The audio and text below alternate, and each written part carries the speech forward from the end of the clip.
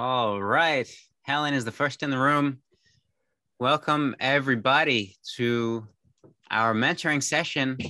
Of course, everybody knows that today's faculty is Garth Catterall. No, I'm joking. We have another faculty member. Who is it? Who's in the room? Lipton. It's Lipton. Hey, Bruce. Thank you. As everyone here knows, it's just awesome hanging out with Bruce. And this is your time to hang out with Bruce for a bit. And we already have a hand raised. We have some questions already. Just real briefly, use chat as we have done. Type your questions in there. We will get to as many as we can. We have a limited time, so we will certainly not get to everything. So apologies in advance. And feel free to raise your hand if you would like to come on for a live question. So, Bruce, do you have anything to say before I throw the first question your way? No, just thank all those people that are showing up here because in this crazy world, we are a community. If you're here, there's a reason. And that community is to hold together during these very weird upheaval days as we move from one form of civilization and move into a more sustainable version. And so we're in the chaos between the old and the new. And I think I'm so happy that you're all here because we're all participating in this as an evolutionary upheaval. This is not a passive event. That to evolve, we have to do something and we have to join up and we have to form a community, because in the end, the destination is all humans are cells in the body of something bigger called humanity. And so evolution is to bring all the cells back together in harmony. And so if you look at the world, obviously that's not happening right now, but this is the destination. And to do that, the community is important. And then in all that little preamble, thank you, community, for being here with us. This is so important and very empowering information. I hope will be coming forth. If Timothy asks me the right question, I'll try and give the right answer. Well, let's try here, Bruce. So we have a first question from Steve. Steve says in module 13 that you say the photons from the light source come to the surface of our energy bodies. When they hit the energy force field inside the atom deflects the photon back. And Steve is asking, is this a description of the collapse of the wave function? Is it possible that you might relate or integrate the recent Higgs boson field discoveries to the model that you've presented? Well, I guess the most important insight comes from quantum physics. Of course, this is all quantum physics. And quantum physics, in my interpretation of it, is the most valid of all the sciences, because even before it got off the ground, the theoretical insights that what it might represent, almost every one of those theoretical prognostications have become absolute facts. So the science was so very clear even before they did it. So basically it says, yeah, quantum physics is the most valid of the sciences. And then the most important part about the quantum physics science is that consciousness is creating our life experiences. And that the significance of that is that we are broadcasting an energy field. That's what the mind is doing. And I said, what do you mean broadcasting? He said, well, I could read your mind by putting wires on your head called electroencephalograph. And everyone thinks, oh yeah, the mind's working inside that skull. But there's a new device that reads the mind. It's called magnetoencephalograph. The probe is out here. And I go, so what's the meaning of that? And the first thing you have to understand is this: your thoughts are being broadcast into the field like a tuning fork. And then the significance of the tuning fork broadcast is this, is that vibrational energies can come together in a whole bunch of different interactive events.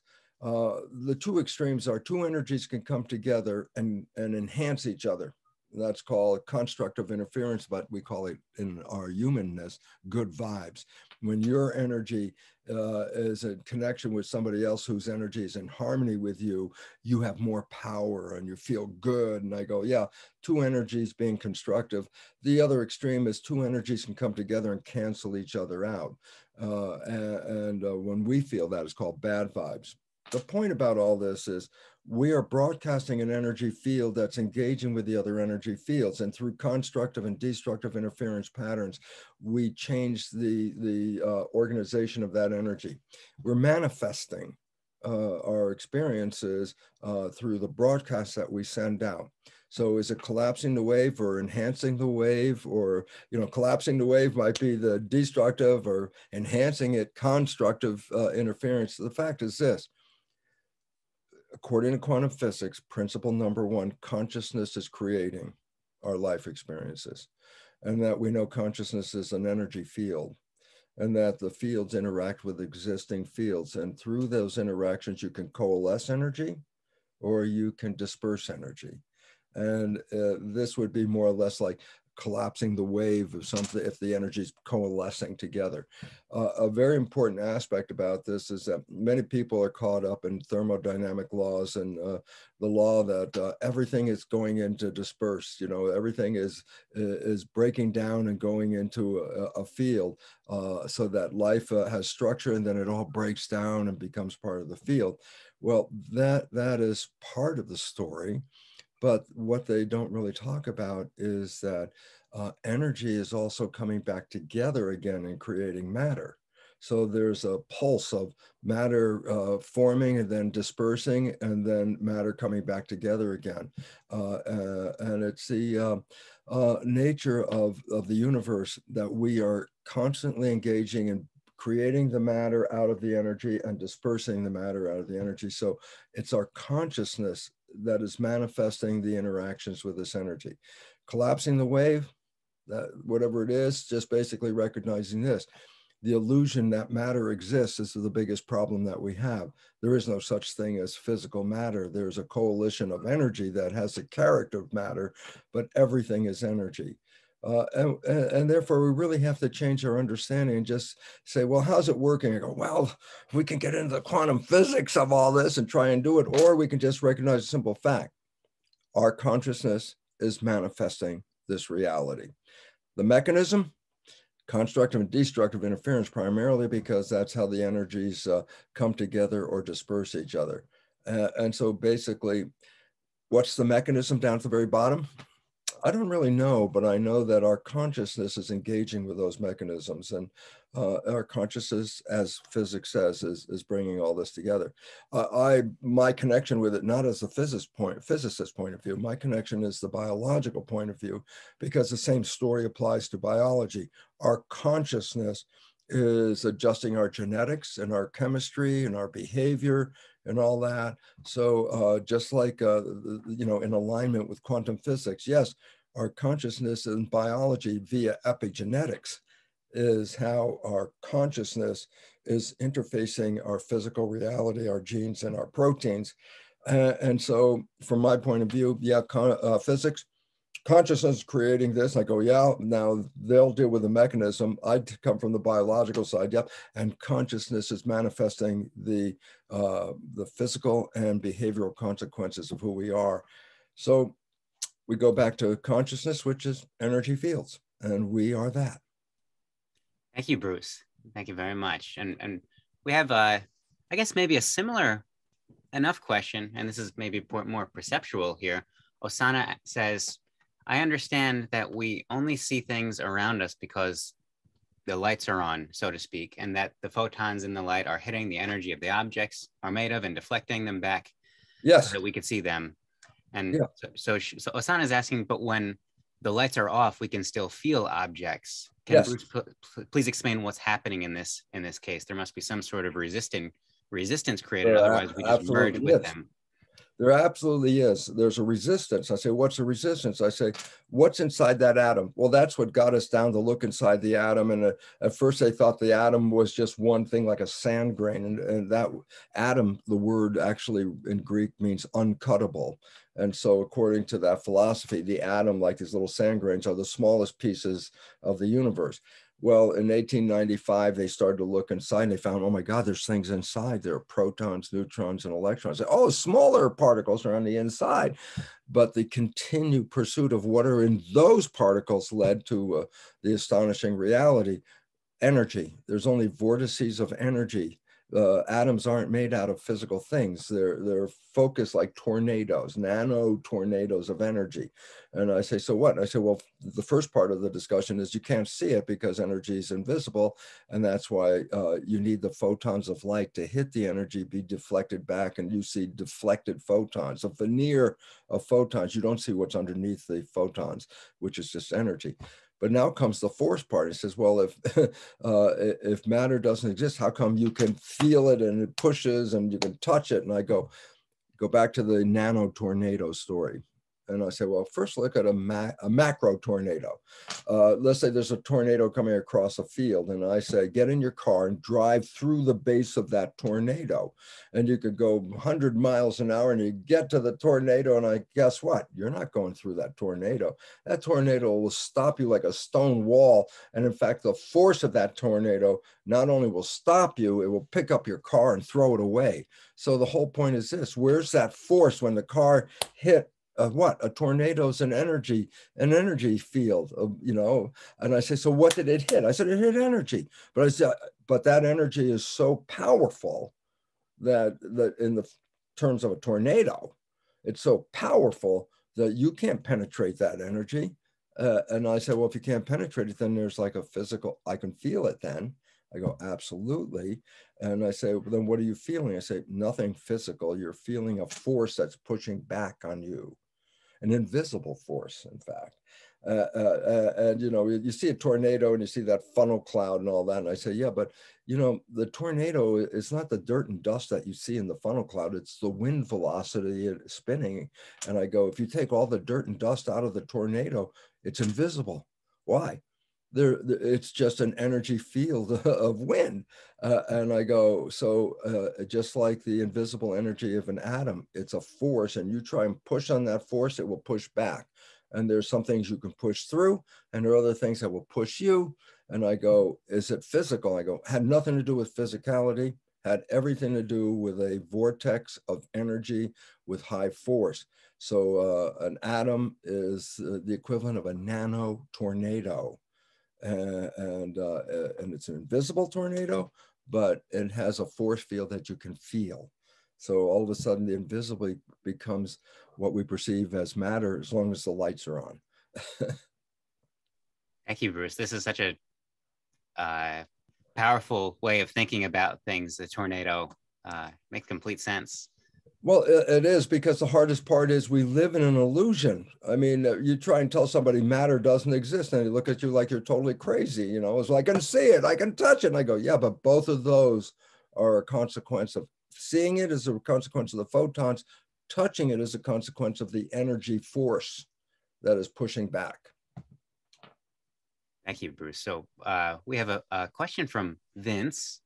And Vince says, hi, Bruce. Thank you so much for your sessions. Please explain, how was consciousness created in the field, and how were individual expressions or signals of unique environmental frequency created in the field? Yeah, everything started off as all energy before the so-called Big Bang, okay? And something did happen in the beginning where that energy sort of started getting some disruption in it. Like somebody threw a pebble in a pond, and all of a sudden there was a disruption in the field. And then that disruption precipitated more and more the existence of what we perceive as matter. It's all energy. It always has been. But the recipe of the energy, like what is the, this kind of energy spinning like this, oh, that represents this kind of structure and that kind of structure. And now we see all of these structures that we're living in. And I go, yeah, but each one of those perceived structures is a combination of energy. And the assembly of that combination of energy, it's really cool. Okay, I got a moment, I have to say it, okay? Because in the theory of evolution, not the Darwin theory, that's incorrect. Darwin theory is totally incorrect. Genes don't control anything. Genes are blueprints to make proteins. That's all they are. And the important emphasis about that is a blueprint cannot control itself. And for years we talked about, oh, genes turn on and genes turn off. And I go, a gene is a blueprint. It cannot turn on, it cannot turn off, but it can be read. Oh, then who's or what is reading? I say, the energy field of who we are is adjusting the energy that reads those so-called blueprints. So consciousness is involved with reading that energy, okay? But I say, so where did it come? Why do we have this beautiful structure? Was this just an accident? I go, this is not an accident. I'll tell you what the whole story is of Genesis. Okay, new story, not 7 days of stuff here. New story, Genesis. I go, where did this come from? And the answer is this. It's based on understanding what is called etching. I go, what's etching? I say, this is the act where a beam of energy hits like a silicon chip and cuts the chip like a laser beam cutting a chip. And that's you're etching the surface, okay? And so what started out was all silicon, then the beam hits it, it dissolves some of that silicon, and then you can make a pattern, and that's how they cut computer chips out of silicon. It's called etching. And what was important about it is that scientists were asking what happens at the interface where the actual beam actually touches the physical structure, where boom, where it just hit. The assessment reveals that it spontaneously, this is crazy, but it's cool, spontaneously forms a fractal geometry. In other words, an energy field, when it hits, the energy hits the surface, the energy field creates an environment that is mathematically a fractal. And a fractal energy is what gives rise to structures that are made out of fractals. Back step. Most of you took geometry in school. It was called Euclidean geometry. That's where you made, triangles and cubes and spheres and all that mathematical structure. Geometry is structure in space. The geometry we learned in school is not the geometry of nature.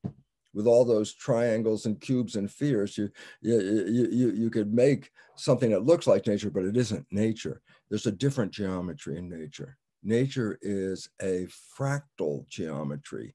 And a fractal geometry, the main characteristic of a fractal geometry is repetition of pattern, that the images repeat themselves at different levels of organization. Okay, starting off, before there was organic material, which is life material on this planet, the earth was inorganic. There was no organic material, okay? But over time, what happens is the sun is an etching beam.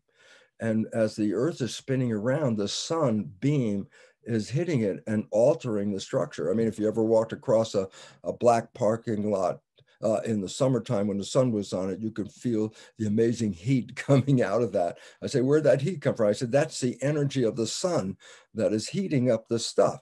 And I go, so what happens? The idea is in the very beginning, there was no organic material. The etching happens. And I say, oh, then the surface that's organic, or excuse me, the surface is inorganic, non-living. But when the sun hits it, it splits off the surface into particles that are organic chemistry.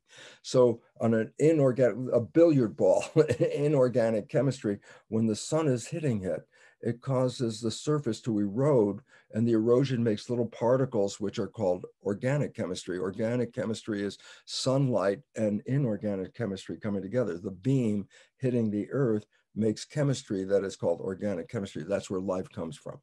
So I go, so what happens? I say, well, the particles of the earth are now moving around on the surface of the inorganic earth are these movable, that's characteristic of organic chemistry, are these little particles that are movable. And I go, so what?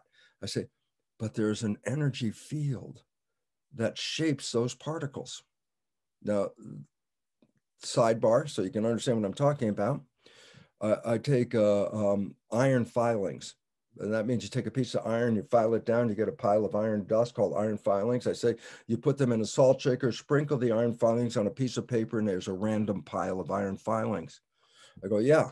But now I say, if I put a magnet underneath that piece of paper and then sprinkle the iron filings, it's not a random pile anymore. The iron filings cause the elaborate form of the magnetic field that you can see. And I say, where'd that structure come from? Because when I just sprinkled the iron filings alone, they just made a pile. But when I put a magnet under there and sprinkled them, the filings were organized in the beautiful array of a magnetic field. I said, where'd the structure come from? I said, not from the iron filings. That just drop those. They just make random. It's the field, the invisible energy that shapes the iron filings into the magnetic field. So I go, okay, the earth is now being etched by a beam. The inorganic earth is giving rise to little like iron filings, little particles of organic material. And I say, then what? And I say, but there's a field.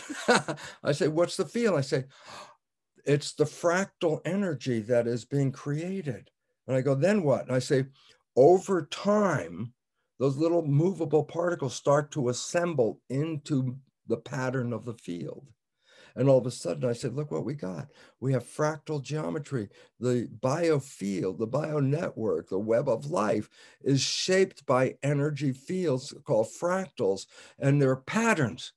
So all of a sudden I say, then where'd everything come from? I say, these are energy patterns that you're looking at. And I go, and I say, so here's the conclusion. That's crazy. You ready? People say, oh, there's creation, and all of a sudden everything just came out of nothing, 7 days of Genesis. Another, no, there's evolution. It took time for all of these things to gather up together. So guess what the new understanding is? They both occurred. The field was generated first. The particles then were later starting to be created, but it took them time for the particles to assemble to create the structure. So creation, yep, first there was an energy field from what? The beam hitting the earth, making it a fractal energy field. Second, the particles that were then generated by the beam start to assemble, and what do? They're shaped by the fractal field, just like the particles of iron are shaped by the magnetic field. And the magnetic particles form the magnetic field with those iron filings. And I say, but the organic particles in the organic field shape that. They shape everything. We are a fractal, and it's a fractal is an organization. So then all of a sudden I say, hey, stop fighting creation versus evolution. Don't fight. Why? They both occurred. First, the field was generated, but there was no matter. But through the etching, which created that field, the particles are then created.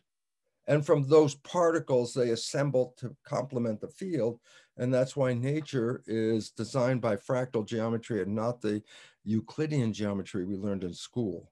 And so all of a sudden, the beautiful part about the story is, where did everything come from?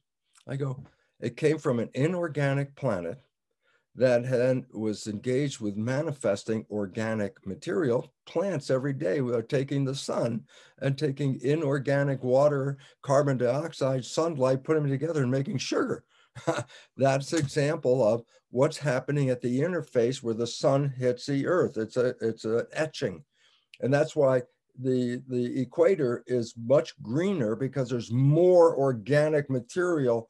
And as you go toward the poles, there's less organic material and less structure and organization. And so I have no idea what the hell the question is anymore, but there's a story in there. And the story is profoundly important because it says, we don't have to invoke aliens and everything to understand how we got here. All we have to invoke are the physical reality of an etching beam, etching an inorganic planet, turning a whole area of it into organic chemistry, which then self-assembles to the field. And so creation, the field was established first. Evolution, the time it took for the particles to complement that field. And I don't even know if that's the question, Tim. Thank you, Bruce. Yes. The question was about consciousness, how consciousness was created. So I'd say. Oh, okay, yeah. But in that consciousness, this is where the field is coming from. Okay, and it's really important to recognize that the energy fields of who we are were here before there was a physical reality of who we are. The energy fields, that was the precipitation of the energy at the Big Bang, where everything was just even uniform energy, and then all of a sudden a perturbation in the field caused a crystallization of that energy, and now we're manifesting the field. Somewhere in there, I have an answer. I know I said the Yeah, well, you have several answers, Bruce. I'll admit I wasn't expecting such an epic tale at that when I asked that question. So thank you I got a for. few million words, you know. You asked me a three-word question, and 2 days later, I give you the answer. Okay. Well, thank you again, Bruce. We have Linny on here, and Linny must be on a planet where the gravity acts sideways. Let me see. There we go. Thank you, Timothy. And thank you, Bruce. I have a group of about, I love this. I mean, had I had you as a teacher in biology and chemistry, I probably would know a lot more and be a lot further than I am today. Well, it's interesting because the science has been taken over by the interests that benefit from the science, and they turn that science into money, and that's called technology. And technology is using science, and unfortunately, technology doesn't have the full awareness. And so in engaging and creating their technology, they don't recognize the consequences of what they've created. Nuclear power, hey, really great, man, reduce the cost of power and everything. Oh, nuclear waste, we didn't plan on that, and it's destroying the planet. Okay, or plastic, what a beautiful idea to package everything in plastic, and now we have a country of plastic in the middle of the Pacific Ocean. The idea is our technology uses the science to do these things, but doesn't understand the full consequences of that technology. And I only bring that up because today's world is suffering from the consequences of technology. Fossil fuel, hey, great to drive the car, but it causes global warming. Oh, we didn't think about that. And I go, that's your problem. I'm sorry, I went off on a rant, Lenny. Well, that actually is a pretty good rant. I did want to ask you about, I have a group of close to 300 people at this point, and it was over 350, but it's because it started off as a fear-based group and turned into more of a community and spiritual based when I moved away from the fear-based part of going, going after the legal and the governor and all that kind of stuff. And so we moved back in August, but it's mostly community based. But now there is, and the reason I'm asking this is because I know that this group is creating an energy field, and it's a lot of minds, like-minded people. And so my question is, how do you, as a mentor to me, how would I best guide these people who are so afraid that there's not going to be any food, and into creating their own reality and having the courage that we are one, and we are limitless, and we are creating our own reality? Do you have any good wisdom for me to impart? I have some really good wisdom for you. Yay! Because I had to change my own life from that, coming out of the old material science that I was a professor in a medical school teaching. What was I teaching? Victimization. Wasn't I teaching, oh, genes control your life? And then everybody said, well, I didn't pick them and I can't change them, and they turn on and off by themselves, and I'm a victim of my heredity. We are programming people to be victims of a world. I said, yeah, but we are creators. And I go, so what? And I say, well, if I program you as a creator to be a victim, then you manifest victim. You're going to create whatever. I say, what is the creation? And I say, the energy, the consciousness, I talked about that in the previous question, the consciousness is creating this reality. I say, how does it work? Biologically, I can tell you how it works, is that the brain is the chemist that controls the blood, which is the environment for the cells. It's the culture medium for 50 trillion cells in your skin-covered petri dish. You have 50 trillion cells, and the culture medium controls the genetics and the behavior of the cell. And then I said, but the chemistry of the culture medium is controlled by what? I said, it's controlled by the brain. That's the chemist.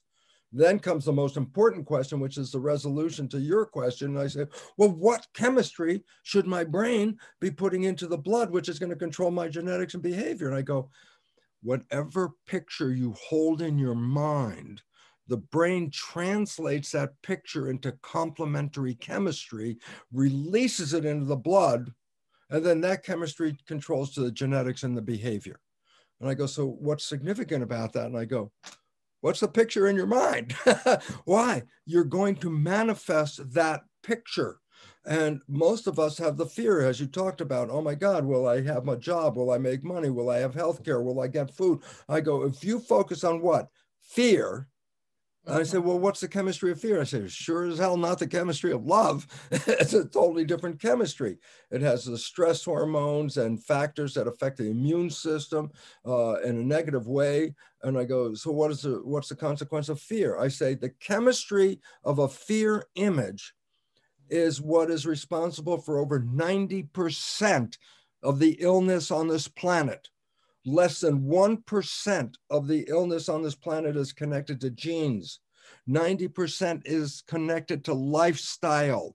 Lifestyle is predicated on the perception that you're going to control your behavior with. And all of a sudden I go, yeah, stress. 90+% of heart disease is all stress, no genetics. There is not even a gene that causes cancer. Cancer is the result of a stress activating what is called a cancer gene. A cancer gene doesn't activate itself. Breast cancer gene, 50% of the women that carry a breast cancer gene never get cancer. I go, there's an important point. Possession of the cancer gene didn't cause cancer. It was a lifestyle that was in disharmony that engages the cancer gene. And the significance all comes back to then, yes, we are creating with our consciousness. Now, if I have a group of people that are all afraid and they're broadcasting fear, then collectively that energy will manifest. The more people, remember I said that the energy is broadcast and the magnetoencephalograph can read your brain out here. And I say significance, your brain is a tuning fork and it's sending out vibrations. Well, there are good vibrations and bad vibrations. And I go, so what? As an individual, I can't change the world. I can go out today and go stand in the street with all my best good intentions and say, let there be peace. And I'm broadcasting with my little tuning fork, let there be peace. And it's like nothing happened. Why? Because it's the collection of tuning forks. Each one is a unit of power. But a tuning fork by itself doesn't have enough power to change the world. It can affect you locally, but it's not going to change the planet. But if enough people share the same vibration, then the numbers of tuning forks equals the volume. The more of that negative volume, the more the negative vibrations are shaping the world. If you want to change the world, you just have to get out of that vibration and start to alter it and start doing what you just said. Hey, stop focusing on the negative because you're manifesting. You don't realize it. Consciousness, quantum physics is creating the reality. Negative consciousness, negative reality. It's so simple at that point. But the idea is we live in fear. And I go, so when you're in fear, are you thinking of wonderful, happy, loving thoughts? I go, no, you're not. You're thinking of the scary things. I go, then they show up. I go, was it a coincidence? And, oh, it just happened to me? I go, no, it didn't just happen to you. We are creators. And that's where the biggest problem comes from because people don't understand the responsibility of being a creator. Meaning, if you don't like the creation, don't wait for somebody else to change it. It's you that is the participant. That's when I started off this whole thing a while ago. I said, this is a participatory evolution. You want to change the world? Then we have to have more and more tuning forks with the idea of a good experience rather than the idea of a fear experience. So it was profoundly important to take those 300 plus people and say, you better stop thinking those negative thoughts because that's what's manifesting. You have to change your thoughts, and it's, for me, hey, I'm case number one. Why? Because when I understood this a long time ago from the molecular nature of epigenetics and all that, and it's like, oh my God, consciousness is shaping this and quantum physics is shaping this, my life went from to I've been 26 years heaven on earth. I have been in that love of life instead of the fear of life for 26 years. Does that mean I changed the world? Well, I changed it around me. Why? Because now I only connect with people with like-minded energy. You take your group of 300 people, put them into like-minded energy. Then all 300 are tuning forks at the same time, broadcasting a field that is a healthy field compared to the negative field. All of it is field. The positive and negative is how we, deal with that field. What is interesting is these are most of these people are very big fans of yours and Greg Braden and know all of this. Yet there's not going to be food, and everybody's got to create gardens and find food. So this is a good point. There's a good point, Lenny. Here's the point. Okay, number one, just to help people. Little secret. Okay, little secret. Human lifespan should be 150 years minimum. I go, well, then how come, most people have trouble getting to 80? And you ready for this? Mostly because the amount of food we eat. That the amount of food, and I say, why? Because when you digest food, it's burning food. And when you burn fuel, you get waste products. The waste products of digestion are called free radicals. They're like charged particles that are like bullets. So when you digest your food, you get the energy out. That's great. But then you manifest all the byproduct, like the exhaust pipe out of the car. Don't breathe the air out of the exhaust pipe of the car. I said, but the exhaust pipe of digestion are free radicals. They destroy cells. So it turns out, oh my God, the more food we eat, the more we destroy the cells. Well, how much food should we eat? This will blow your mind, because there are people called breatharians. I go, what do you mean? I say, well, how much food do they eat? Well, they say they don't eat anything, but guess what? Even if they ate some saltines, what did you have for dinner tonight? I had half a dozen saltines. I go, okay, that's not a supersize me meal. And I go, so what's the relevance? And the relevance is simply this: they are healthy people, vital people, without eating all of the food. And now we know why. Brand new. Ready? It starts with a story of Chernobyl. The reactor blew up. And ever since then, they have a robotic device with a camera. So it goes through the, looking at what's going on in the reactor area. Put in the robot that then takes pictures of what's going on. And guess what they found after the first couple of years? Black fungus growing on the walls in the reactor. I say, black fungus? Yeah, you're familiar with it. It's the stuff on the shower curtain. It's the stuff where dampness is a lot and you get the black fungus there. I say, well, what makes it a black fungus? I said, it's got pigment called melanin. I say, so what? I said, how the hell is it growing in the reactor? You ready? Melanin is a crystal that transduces environmental energy into biological fuel. Wow. In other words, the fuel, 85, I think it's up to 85% of our energy comes from just being out here, downloading the energy from the field. Just like plants download the energy and manifest the growth of the plant. Humans with melanin download the energy from the field, just like the fungus. It's the same crystal. And the fungus is what? Taking radioactive energy and translating it into biological fuel. The damn black fungus, the black mold growing on there is living off of eating radioactivity. And the point about it is this: all of us except albinos have pigment of melanin in our skin. And the significance of that is it's transducing the environmental energy. And breatharians, therefore, don't eat the food because most of their energy comes direct from the environment and picked up. That's what evolution was about. Evolution didn't make humans so voracious that we have to eat the environment to be here. No, evolution is the lighter touch, the more harmony, the existing in a garden. A garden is harmony.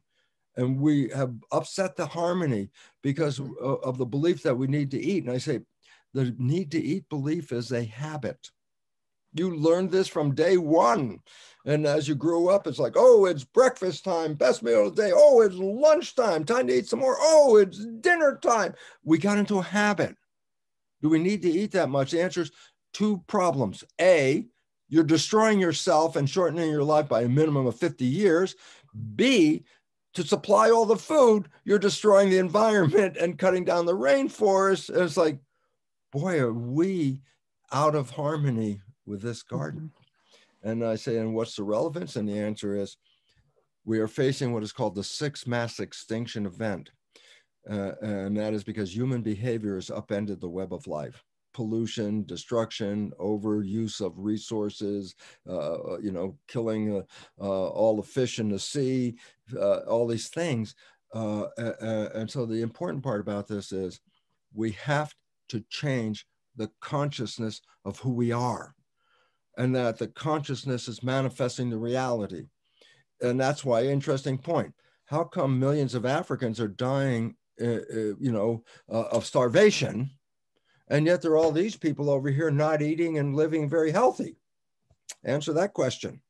And the point is, no, the belief in food, if I don't have food, I'm going to die, and you don't have food, then what do you think the belief's going to do? Manifest the reality. That's what I'm trying to tell you. That picture here is going to manifest. And most of us are engaged and programmed with fear. The news media is not saying, hey, life is fun and enjoyable out there. No, be afraid, the guns, the food, the pollution, the job loss, the economy, blah, blah, blah. And then you wonder why the damn thing's falling apart. Is because we, through our consciousness of living in all this fear, fear is not promoting growth. Fear compromises growth. And so I just need to say all of those words, Lenny, because the bottom line was this: great. You must redirect the negative thinking and get them out of that field and have them start collectively creating the positive thinking that will manifest a different field with a simple premise. Consciousness is creating our life experiences. Thank you. I said that in one sentence. I could have started a long time ago and said that, but I put all the other words in But there. that's beautiful, because I think so many people are in that, and very spiritual, high spiritual. I mean, I keep it at a high frequency, and it's just truly very interesting how it's pervading, even though. So that fear is a very low frequency, and it's so I really appreciate it. It just gave me some guidance. The meeting is tonight. So and there's the other part, and I'll close because this is the part that we have the two minds. The conscious mind is creative. That's the one who has wishes and desires and what you want. The subconscious mind has programs, most of which were put into us before age 7. Okay. And I say, so what's relevant? I say, well, our conscious minds get very educated. Everything we just talked about didn't go into the subconscious mind. Everything we just said went into the conscious mind. So the conscious mind says, oh, wow, look, this is so great. This is so smart. I could create this life. And I go, if you were running your life from the conscious mind, that would actually be true. But we are running our lives from the subconscious mind. And the reason for that is the conscious mind, which is creative, can think. And I go, so what? And I say, well, thinking is not looking out. Thinking is looking in. Hey, Lenny, today is Thursday. Tell me what you're doing on Sunday. And if it's not written in front of you in a number of seconds from now, you could say, oh, on Sunday, I'm doing this. I go, where'd you get that? Where'd that information come from? I said, oh, I thought about it. I said, oh, then when you were thinking, your conscious mind wasn't looking out, it was looking in, and lets go of the control. I go, do you mean you're controlless when you're thinking? And I say, no, the subconscious mind steps in because it's an autopilot that takes over when you are thinking. But the subconscious mind came from programs from other people. And that's how you downloaded them. So when you are on autopilot subconscious mind, you're not operating from the conscious mind, you're operating from the programs. 60% or more of those programs are disempowering, self-sabotaging, and limiting. I say, how much of the day am I thinking? 95%. So I say, so why? I say, well, your conscious mind's got all the great information, just what we talked about, the manifestation of heaven on earth. I go, this is great, conscious awareness. I said, but it's only 5% of the day. 95% is coming from the program of whatever you got primarily in the first 7 years. That's why the Jesuits have told their followers for 400 years, they said, give me a child until it is 7 and I will show you the man. People didn't even have any idea what the hell they were talking about, but I can tell you from the science point is very clear. The first 7 years is programming. And then 95% of your life is spent thinking, so that 95% of your life comes from that program. And that's why they said, give me the child until 7. That's the program period. And 95% of the rest of its life is going to come from that program. So I show you the man from what? From the program. That's what they knew. And we have to understand this. So Lenny, the important part of putting all this stuff together with a group is, yeah, we can have some really great consciousness in our conscious mind, the creative mind, the garden, the beautiful, the love, the harmony, the heaven on earth. I say, that's great. That's conscious mind. If it's only working 5% of the day, it's not manifesting. And when does it manifest? I'm extending my question for a whole seminar, so hold on a second, Timothy. We'll end this, but it comes down to this: the movie The Matrix is not science fiction. The movie The Matrix is a documentary. I go, what do you mean? Premise: everybody's been programmed. I go, that's not a fiction. That is a reality. Every one of us had programming to get here in the first 7 years. That's the point. But then I love this part, because this is where what we're looking for comes in. I say, but if you take the red pill, you get out of the program. I go, whoa. And here is the best part. Science has recognized that when you fall in love, that beginning, when you first fall in love, it's the same as the red pill. Why? Because you stop thinking and you stay present, you stay mindful. Why? If this person you've been looking for your whole life shows up, is this the time to think and not be there? I said, no, you stop thinking. I goes, then what's the result of stop thinking? I said, that's the red pill. And I goes, then what's the result of that? And I go, your life is blah, blah, blah, blah, blah. You fall in love. 24 hours later, you have heaven on earth. I go, how'd that happen? And the answer was this: once you stop playing the program, then your creative mind takes over. And when your creative mind is in operation, what's it seeking? Love, joy, happiness, the wishes, the desires, and what you want. And so when you first fall in love, that next little period called the honeymoon is the result of what? Stop playing the programs. As soon as you stop playing the programs, you manifested heaven on earth. But you can educate everybody you want. You can fill, and most people's conscious minds are super educated. Does it change their life? No. Because to change the life says, then you have to stop thinking or rewrite the programs. And either of those two things will then take a blah, blah, blah, hell on earth and turn it into a honeymoon, heaven on earth for the rest of your life once you eliminate those programs. So it's really important. Educate the conscious mind. That's a start. But if you don't change the behavior, then by habituation, you're still going to play the same old programs, no matter how smart you are. And that's where we lost our power. Timothy, that was a short answer for a very long question. Oh, no, it was a long answer for a very short question. Yeah. Thank you, Lenny. Thank you. Thank you, Lenny. Thank you, Bruce. I know you know this, and everyone does, that as you expand upon these, Bruce, you're answering so many other questions. So just thank you for continuing to do this. I'm glad it's not wasted air. Thank you. Well, it's solid air. Yeah. How do I get out? Well, we'll take care of that, Lenny.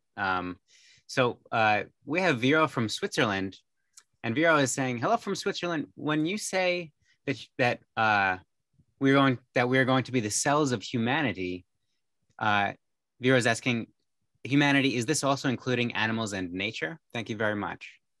No, let's just say a dog is what made out of a bunch of cells, okay? And I go, but a dog's community and organization makes a dog. A human community and organization makes the larger version of a human. It's a fractal.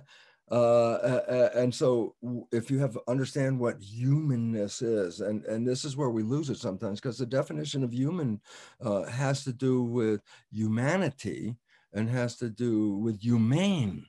That's where it comes from, humane, humanity. And I go, humane means being compassionate and being helpful. So I say, so then what's the result? And I say, well, if you take all the humans, and you put them together, then you get a larger version of what a human is in a multi-human, multicellular community. All we're going to do is just take our human, what we do, and just collectively manifest it as a bigger broadcast. But we do it with coherence. Think about it this way. The biggest problem on this planet in health is what is called autoimmune disease, which is self-destruction, like diabetes, okay? Diabetes is not caused by a gene. diabetes is caused by lifestyle, okay, 100%. Type 2 diabetes. I go, so the significance is when our own cells are not in harmony, we have dis-ease. Harmony, health. The planet with human cells, you, me, everyone here, a cell, if we work together in harmony, then all of the cells collectively represent a bigger organization called humanity. But today's world is not working in harmony. We have violence and war and all kinds of stuff going on here. And I go, that is a dysfunction where we human cells are attacking each other. I go, when the cells in your own body attack each other, that's the autoimmune disease. So I say humanity is having a trouble manifesting itself because the cells haven't come to the understanding that each one of us is a cell in the larger structure. You kill somebody, that's called autoimmune disease. And so really what we've lost on the planet and where we're seeking now is the harmony where all of us come together as Lenny's group.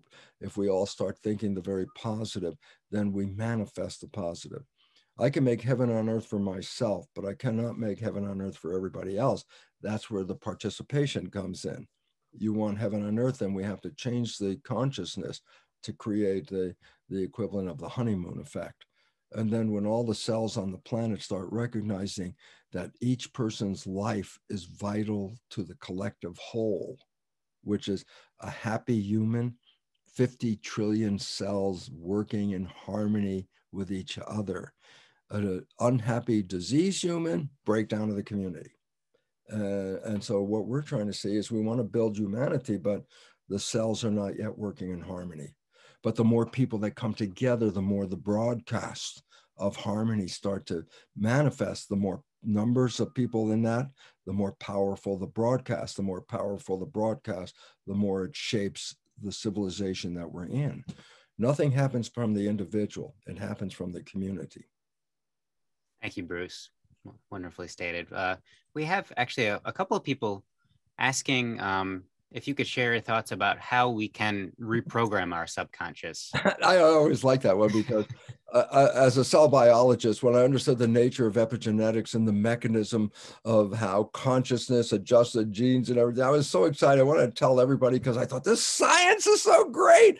So I give the whole lecture and I'm so excited about, oh, these proteins and these molecules and this is how it comes together and that's how you get this.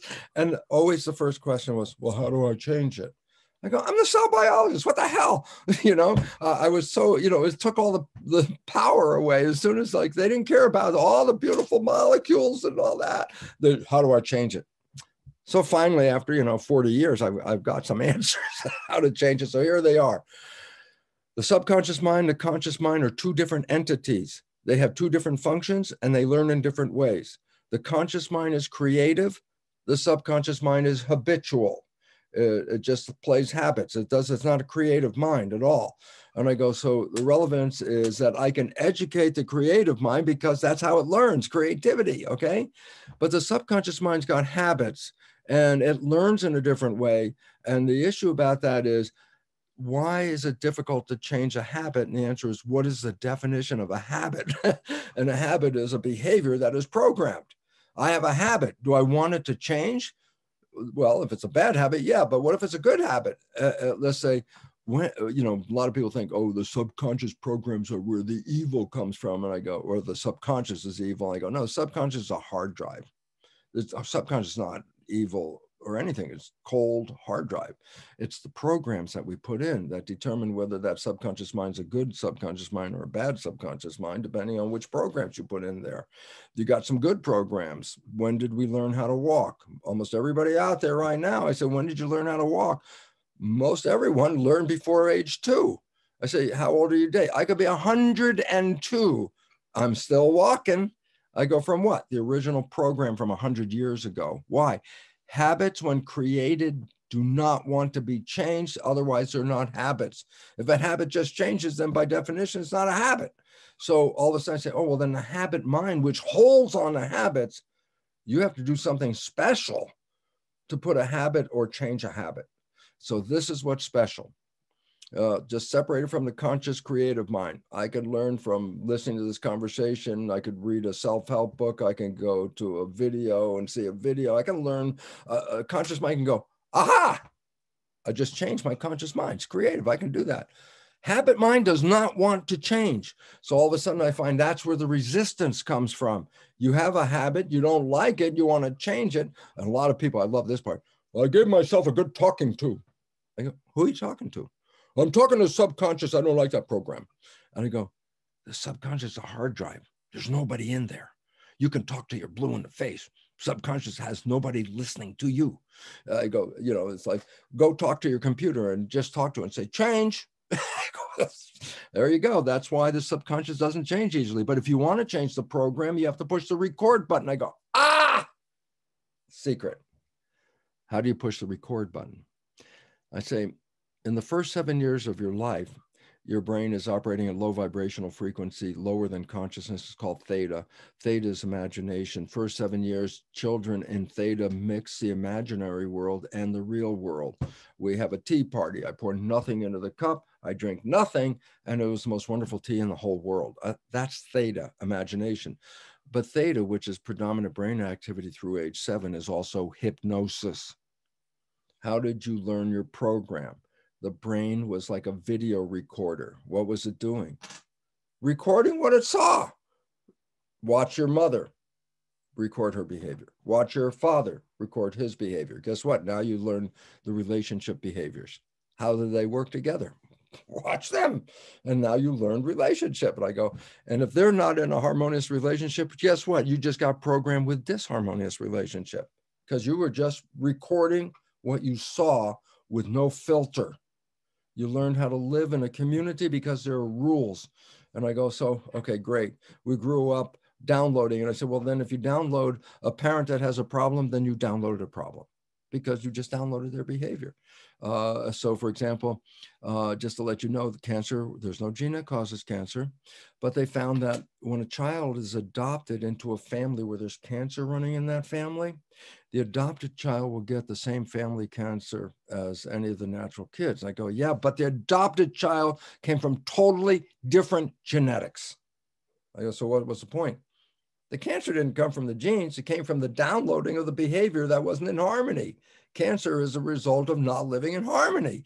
So I go, so we observe the world for 7 years and download without filter, whatever those behaviors are. So if somebody has a negative behavior like your dad or your mom, you unconsciously downloaded that. That's your program as well. Then it turns out, as I mentioned, 95% of your life is coming from these programs. So I want to change the program. I said, well, how did I get the damn program? I said, number one, first 7 years, your brain was in theta hypnosis. And that's a lower vibration than consciousness, which is just above is alpha, calm consciousness, and a higher vibration is called beta, which is the consciousness we're using right here. And I go, so what? And I said, well, when you go home at night after working and you're in beta all day and you relax, that's alpha, calm consciousness. But by the moment you start to go to sleep, when boom, I just went to sleep, you drop from alpha to the next lower level, which is theta. Theta is the connection to the subconscious mind.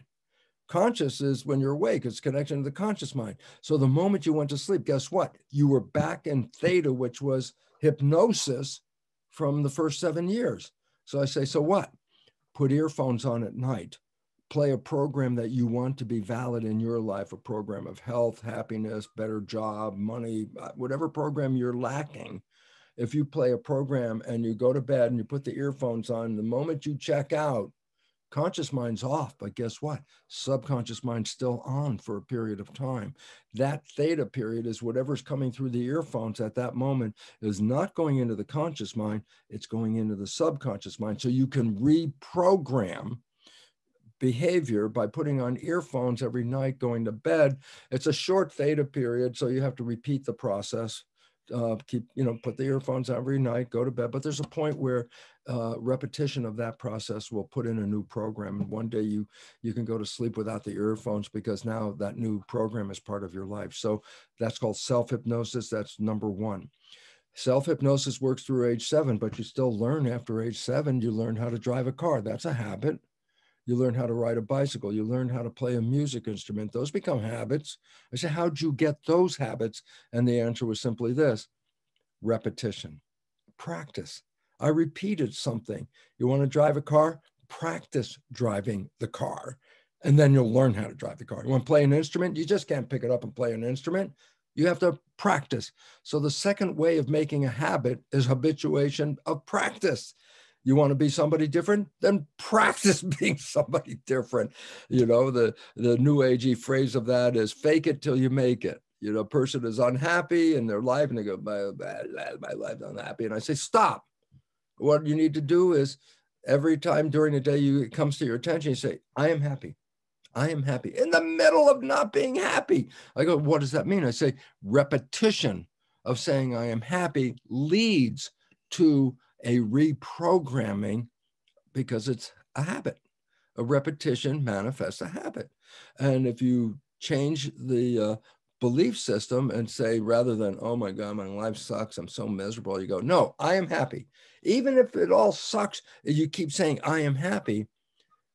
Repetition will put that into the subconscious. And then here's the cool part. Once it's in the subconscious, the function of the mind is to manifest that program. So if I put in a new program, I'm happy, I repeat it, then one day I wake up, I'm happy from the moment I woke up. Why? Repetition, habituation created a new program, okay? And then thirdly, necessity being the mother of invention. We're facing a mass extinction at this time. We have to change human behavior as fast as we can.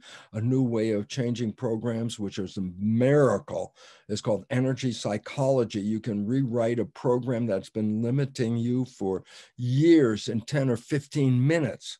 And there are many different versions of energy psychology. This is a new way of psychology. It's a super learning process where you can download behaviors 10 or 15 minutes and walk away. Mother of invention, necessity being the mother of invention. We need to collectively change human behavior as fast as we can, because human behavior is causing the extinction. So energy psychology, my website, brucelipton.com. There are about 25 to 30 different modalities of energy psychology you can review. Go to their website. There's a little description of each and a website, so you can find one that you like. You can rewrite a behavior.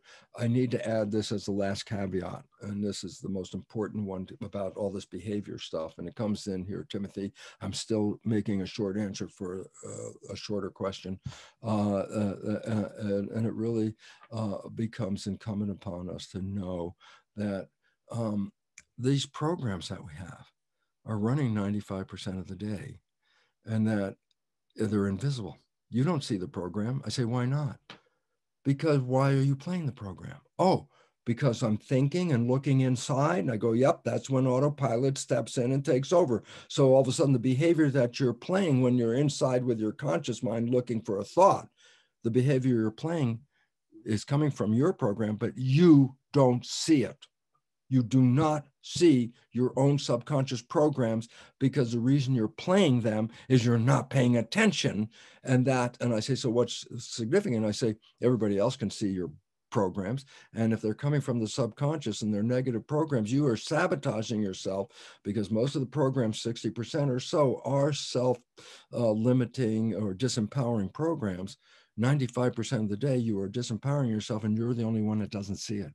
But everybody else is engaging with your programs, and you're manifesting an experience not based on your wishes and desires, conscious mind. You're manifesting a response to the programs that you have.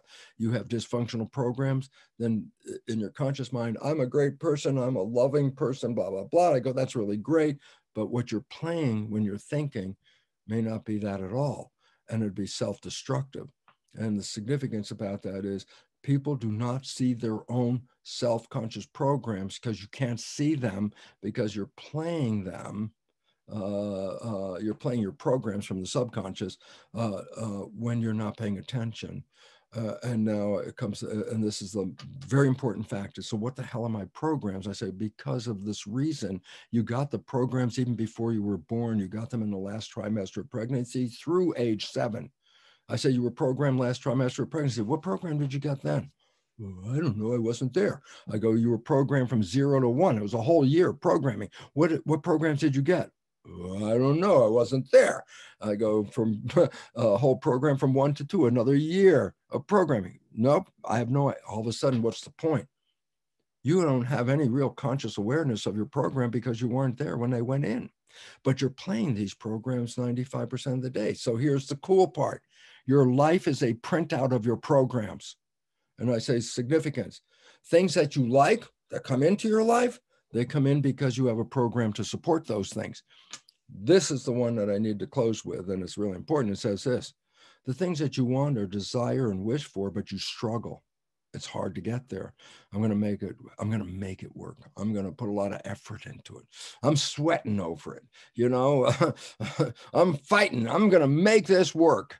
And I go, why are you working so hard to get to that destination?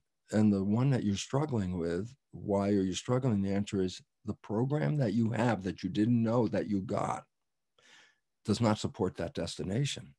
And that's why you're working hard. So just look at your life. The things that come in easy, don't worry about those, man. You got programmed. That's why they're here. The things that you wish for and desire, but you struggle to get, it's not the outside that won't let you have it. It's your own program that you're unaware of, that you're playing 95% of the day, that is sabotaging you. So all of a sudden it says, yep, you are manifesting your program. You're struggling, bad program. That's what it's all about. And then 3 ways to change: self-hypnosis, earphones on at night, repetition, practice. Third is energy psychology. Rewrite those programs, and I can give you from the front line of doing that. My life used to be blah, blah, blah. I was good at my science, but my personal life was like that. I have been living in a honeymoon existence for 26, 27 years. Every day waking up and being in heaven on earth. Why? I rewrote those struggle programs. You can do this. Everybody can do this. But if you didn't even know you were operating from the program, then you can't do this. And that's what's wrong with the population. They think they're just victims because they don't even see that their own program is sabotaging them 95% of the day. And that's where the wake-up call comes. And Timothy, did I talk a lot? I'd say the perfect amount, Bruce. And also, I just wanted to say there are so many questions in chat that we just can't get to. We're over time, actually. So no, I mean, thank you for staying over with us, Bruce. And you're actually getting at, people were asking about how we can help people who don't seem to be in control of their minds. And I think let me answer that. Let me answer that. That's a really important one. We're humans. We're humane. We have compassion. We are built with a program to help each other. That's why we want to help other people. But now we understand the nature of the subconscious and the conscious, and to recognize a very important fact, and this is so critical, that you can't help a person change if they don't want to change. If they're not coming to you saying, I'm desperate, help me. But you go to them and say, I want to help you. They didn't ask for you to help them. And I go, so here's the part, because we're driven to help people and then finding out, but if a person isn't ready to be helped, then you've just wasted all your energy. And we do this so much trying to help people and then realize, but it didn't change. And I go, they will not change until they want to be helped. We can't go out and put help on people that are not ready. And I say, it's important to know this because we put so much energy of our humanity into that compassion and we want to help them. But if they're resistant to it, then you just wasted all your energy because they didn't listen anyway. So it made no difference. And that's why, yes, I know we want to help people, but be very careful. If they didn't ask for the help and they didn't come to you and they want some advice and you want to put it on them, that's not going to work. And you're going to waste a lot of vital human energy to do that. Well, thank you, Bruce, and for all of this and giving us practical things. We're going to go to sleep with Bruce in our ears tonight. Well, that might keep you from sleeping. Find somebody else.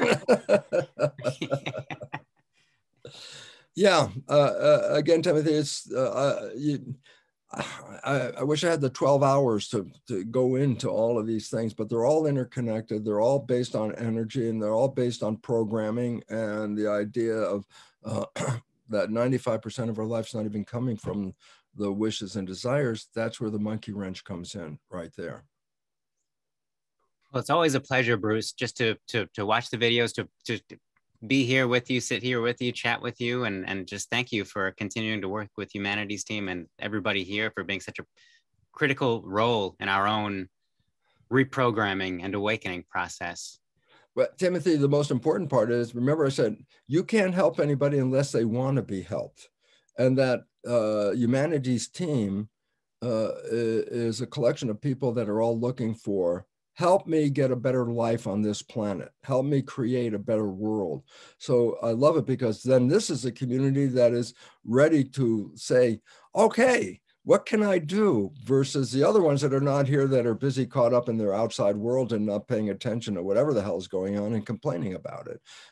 So my deepest appreciation, we have an oh boy, I almost said woke. Jesus, I don't want to use that word.